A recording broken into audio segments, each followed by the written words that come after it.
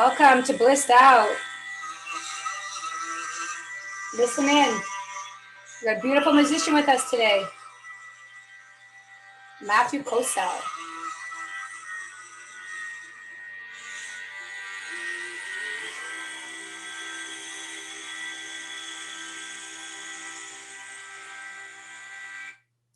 Well, viewers, welcome to our BlisstOut podcast number 10.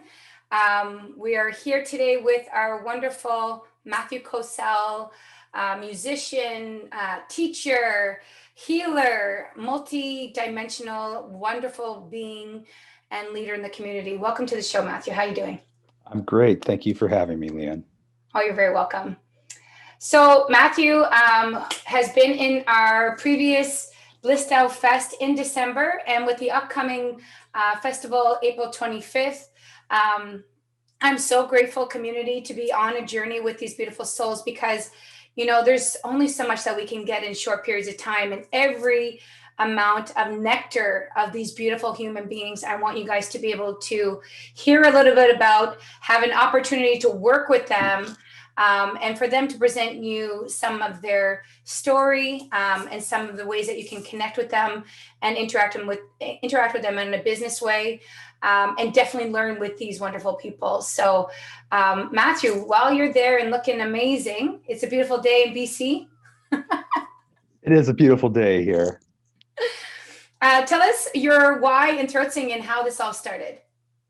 Well, the why is comes from pain. You know, I was feeling that disconnect that so many people are afflicted with these days, that not feeling a real sense of belonging, and which is easy to happen and the way our culture is set up these days. And for me, that really came back to needing a tangible connection with the earth. You know, it's so basic, that basic sense of being where we are meant to be as a human being in this crazy time, and also connection to source, or, you know, some people call it God, but I needed a way to really feel that connection and to know it was real. And for me, just simply relying on faith-based stories wasn't enough.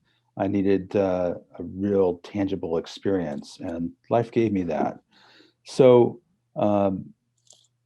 music was one of the ways that I found this connection, and it spoke to me at such a deep level that I was driven to pursue it, to be able to recreate what I had been given and to give that to other people. It was a long, strange trip.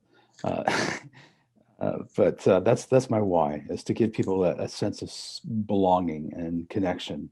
And in that, you know, some people talk about sound healing as a form of music, and often lump me in that category. And there is a healing that comes from that sense of connection. It all, in my experience, it all starts there. I have so much gratitude for you, audience, as you're watching, and even any viewers. I've had personal experiences with this beautiful soul in my life, and sometimes Facebook connects us, you know, but there's a bigger picture because we're meditators, and we're trying to do our best by listening to our inner guidance and putting our feet into the earth. And I know Matthew does that, but I've had personal experiences just being at an event where, you know, Conscious Living Radio had hosted him at his house, and the amount of healing to my chakras and to my body and my wholeness is why I believe in him. And I want to go into these Q&As with you guys and viewers to see it, because our conscious community needs to hear more, and we need to spread more of this right now in these times. And there's ways that as we talk through these questions, Matthew's able to reach you in many ways. So Matthew, tell us a little bit about why you write music. You know, tell us a little bit about your music and why you write it.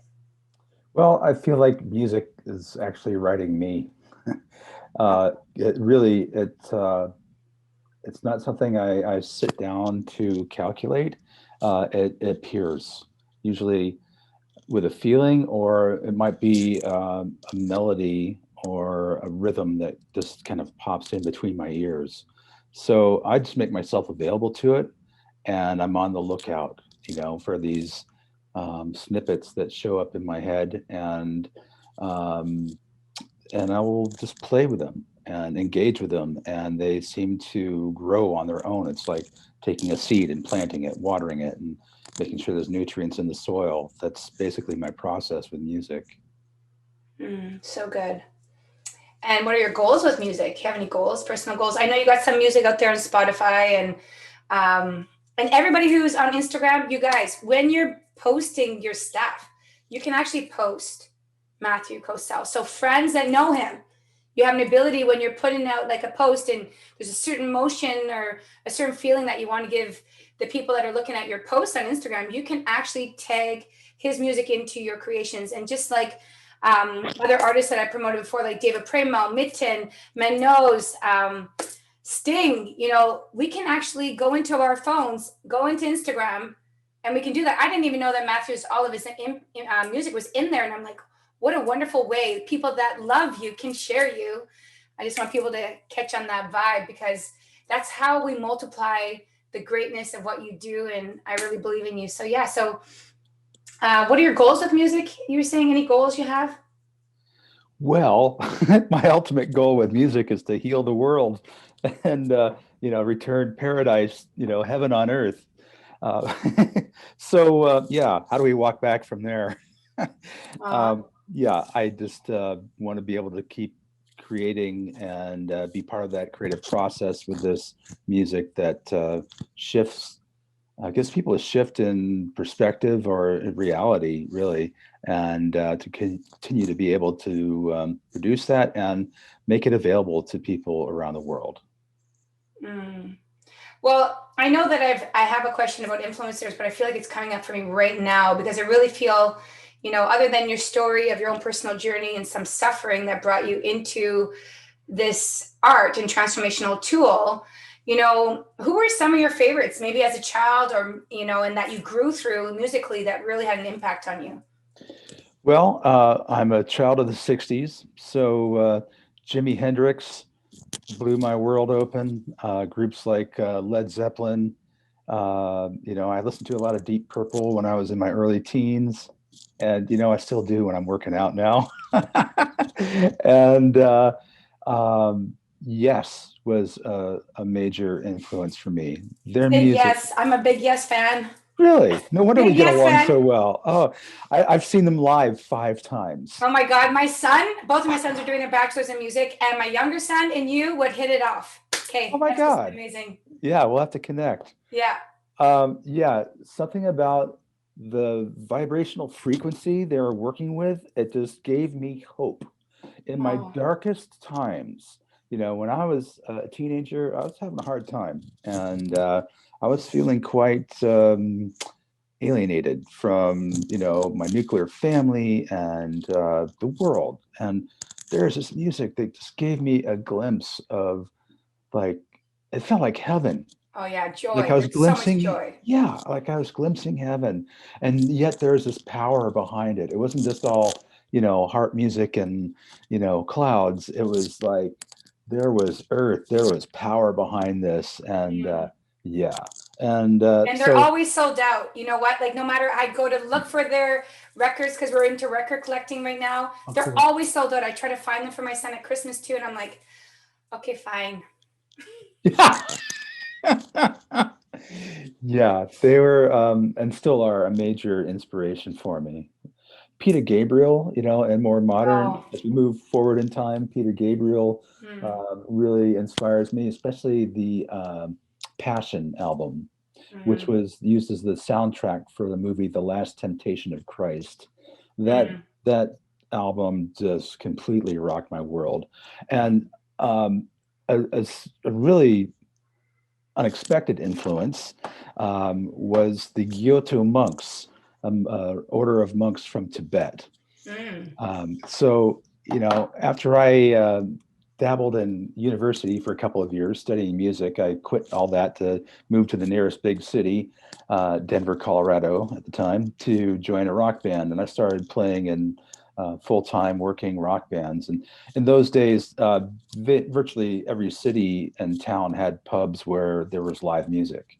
And so we go on tour and live in motel rooms, hauling a massive PA system and light system around with us, and making maybe 250 bucks a week each, if we were lucky, playing music. And anyway, I did that for a couple of years, and I started creating original music. I realized that, being a live jukebox, boy, I'm really dating myself with that term, a live iPod,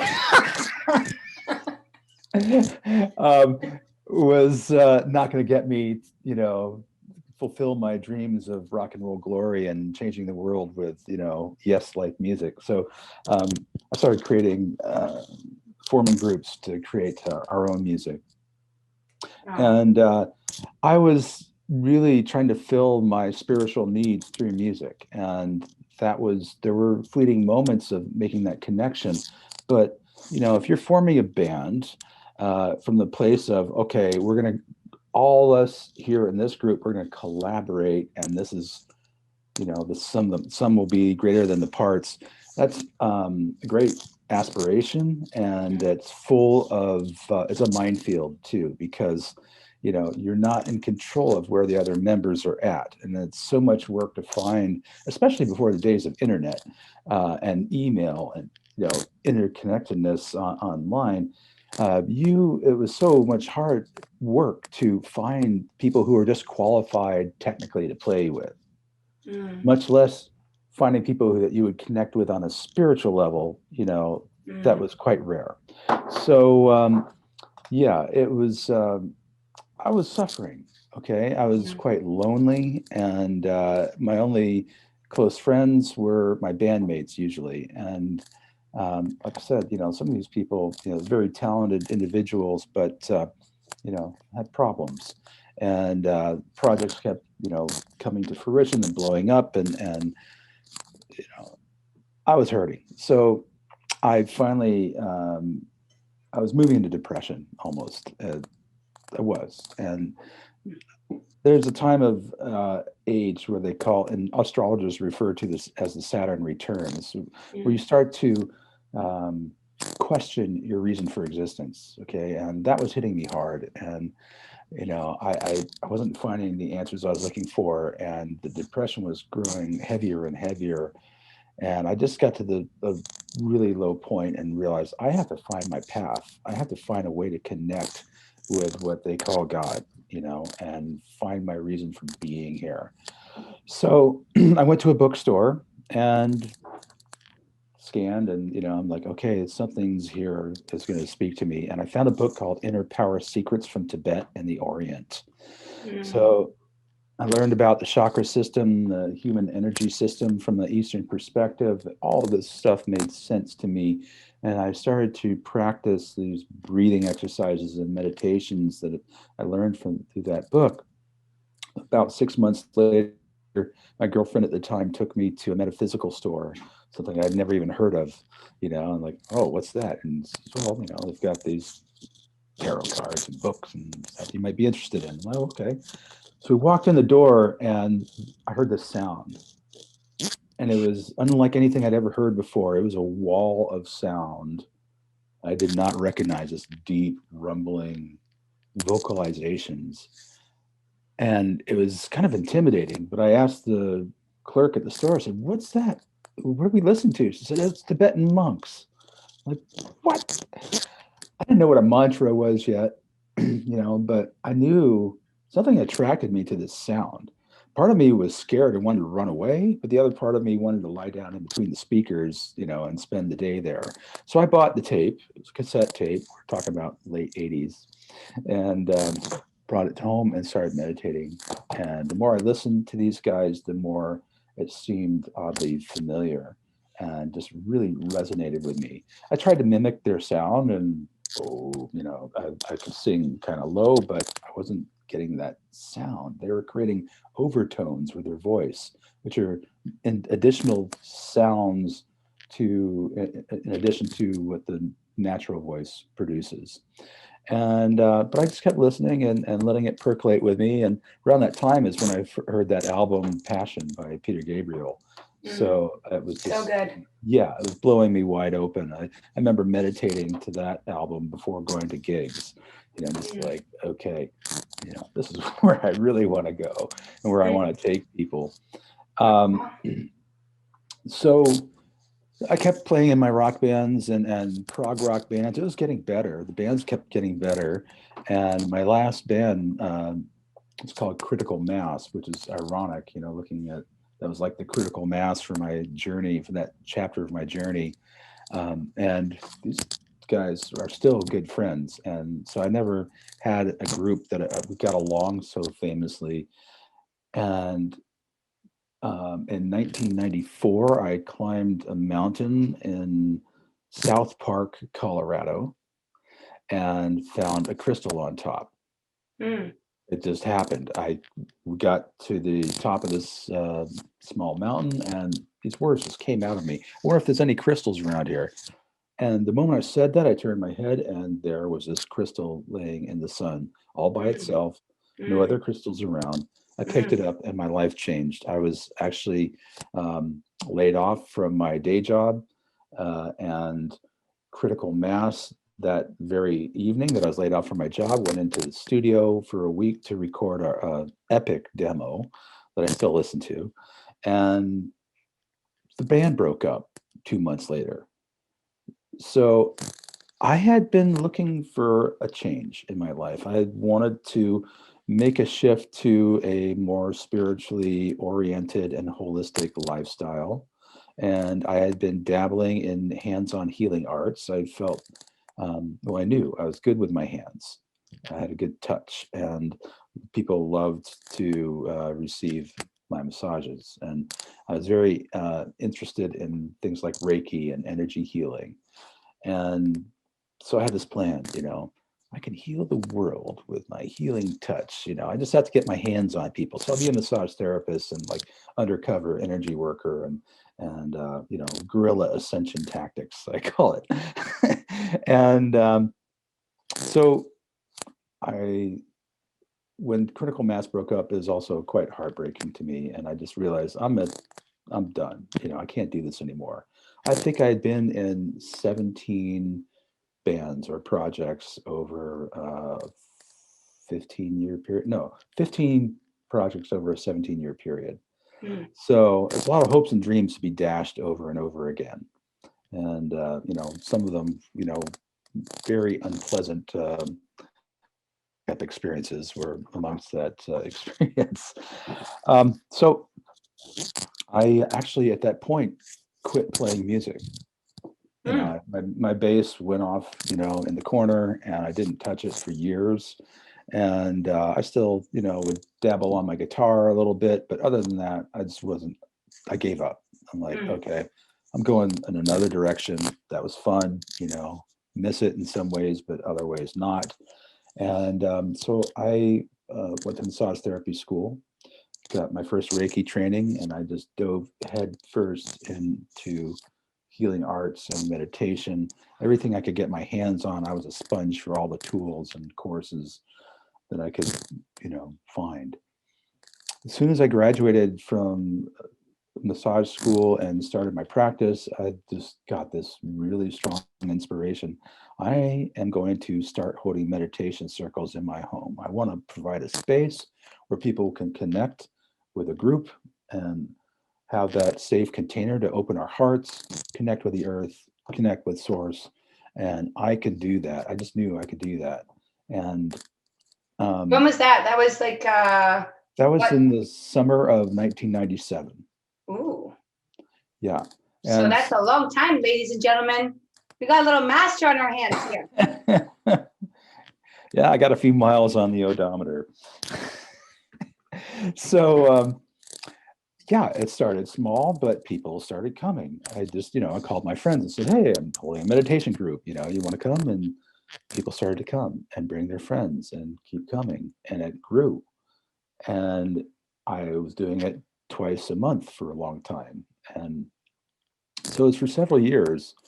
And during that time, while I was leading guided meditations, sometimes it just felt like English language couldn't really convey what I was feeling or perceiving.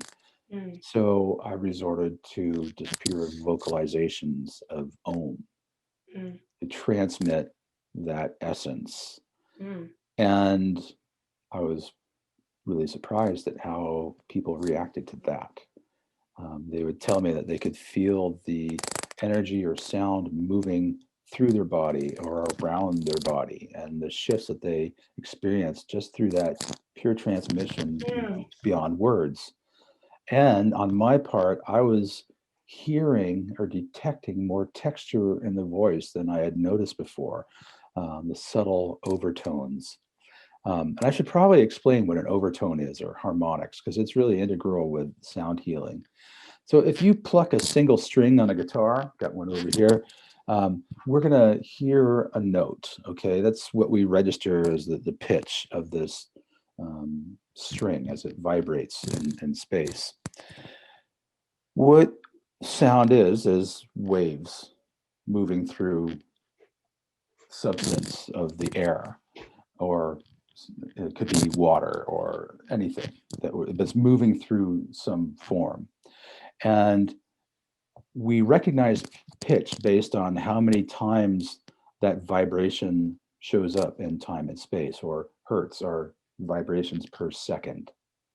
Well, that fundamental tone, the note the string is tuned to, the vibrations double in frequency, and then double again and again. They multiply on themselves into infinity.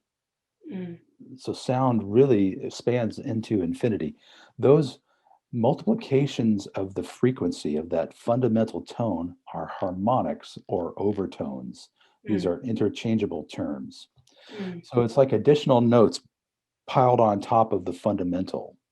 And those notes are already inherent in everyone's voice. When we have a voice, you have overtones and harmonics in your voice. With throat singing and overtone singing, we manipulate the sound by changing the shape of the instrument to amplify specific overtones. mm, So you can make it more audible to the human ear, and it sounds like there are multiple notes happening, like multiple voices harmonizing or creating melodies on top of, another voice, but it's just one person doing it. mm. So, So that's what you're doing when you're doing your healing. I mean, from what I've experienced, is that when you've used those sound ohms, like when I came to the workshop where you're there, um, and then also being so receptive, I felt the clearing. And like, and any viewers who are not aware of what that means, I mean, every day we're all receptive to each other and the collective. So the clearing and this type of methodology that our dear friend Matthew's been doing and what he's providing to the community through his work, actually just by sitting and hearing him work in those areas of the body and putting that sound therapy out, it clears us. And so I experienced myself have complete clarity. I mean, I'm a very blissful being, but that doesn't mean I don't need to clear. And that doesn't mean that I don't have learning lessons like you do.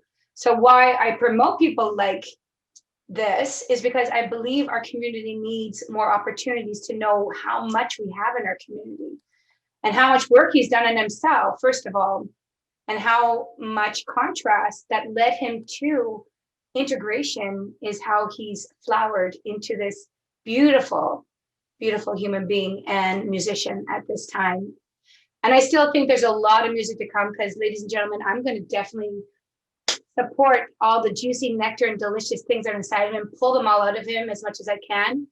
But as we get into our next question, I want to know a little bit about your teaching. Like, so are you teaching? Have you taught anything? I mean, you just gave us so much in that little bit of time. Are you teaching this anywhere? yes, I do. But I want to back up a little bit because I was Okay. talking about the technical aspects of overtones and harmonics. And I think that is really important because I believe the harmonic structure, those mathematical ratios of the sounds of harmonics and overtones actually mirror how nature organizes itself into form. So I think there's a natural harmonization when we're immersed in that field of sound. And that works, and it can be reproduced. However, I think even more important than the frequency or the ratio of the frequencies is really what's happening inside the transmitter. Okay, so if a human is doing this and they learn overtones, and yeah, it can take people into altered states just by virtue of hearing those sounds. But the facilitator, you want to use the term sound healer or whatever healing modality, where they are coming from is really what's being transmitted through whatever medium is being used. So for me, the act of using sound for healing, music for meditation, music as medicine, it's more of a state of being than a state of doing or any type of technique. And it really comes down to, how deeply can I connect here in my heart, and can that heart be connected to the earth and to the cosmic source, and be aware of who I'm working with or who is in the space, who's in the field, in that group energy field. And that helps other people to make their own connection to their heart connection to the earth and source. When that pops for them, it makes it easier for everyone else in the field to do the same thing. As everyone begins to open, again, this cascading effect of exponential opening happens. And it's way bigger than anything this little brain could conjure up. I'm not so powerful or, psychic that I can like tell what chakras off on which people in a group of, whether it's, a dozen people or 200 people. I'm not even going there. I'm just like minding my space and keeping aware that I'm there with other people, and my intention is to help them lift off, so we can all create this group energy vortex that allows us all to go deeper into our true So good. energy. Yeah. So good to be in alignment with you, because I mean, for myself, 25 years of doing what I've done, I've seen so many things that we have in common. I've always known that, knowing you. I'm just so much more excited because our personal desires that come out, a big part of me is my music. And then having an opportunity to know all the depths of what you have to offer. I'm so excited to even go deeper in this thing. Thank you so much for all that. But I am that question and answering kind of human, because I really know our community needs to know more about all of your expansiveness, because you have come into this place of creating and holding space for the light of who you are and to create energy fields. I hear you, but I also know your reality, and I really feel you have so much to teach the community. Do you teach vocal lessons yet, or? I do. Typically, it's been group classes, and we know how that's going in the era of COVID.